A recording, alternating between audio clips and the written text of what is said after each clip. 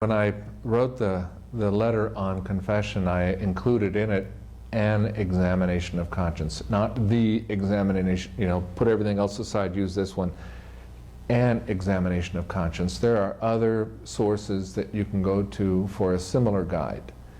And they're helpful. Think of your conscience as like a child just starting to learn. They have to be taught everything, how to eat and how to dress, how to walk. Our conscience is like that. It has to be taught, it has to be formed. And so questions like that you find in an examination of conscience are helpful to form the conscience, to pose questions to us, to have to respond. After a while, it's my own personal experience. I can remember as a college student, I would not go to confession without spending, I don't know how much time poring over all these questions in an examination of conscience. But after a while, you don't need them anymore. Just like I don't need anybody to tell me how to hold a fork and put food in my mouth. I'm pretty good at that. The frequency,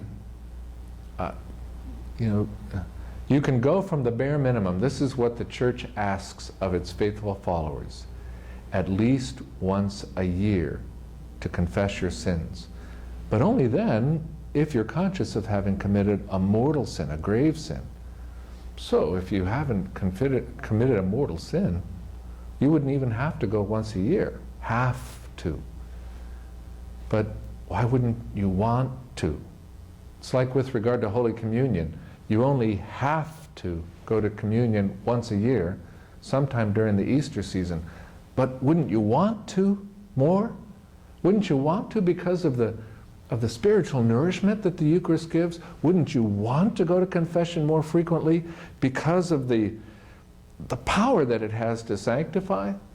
That's why I recommend to people, I've got, simple minds come up with simple things, and I tell people once a day to pray, once a week on Sunday to worship at Holy Mass, once a month to go to confession, and once every moment of every day to love your neighbor as you love yourself.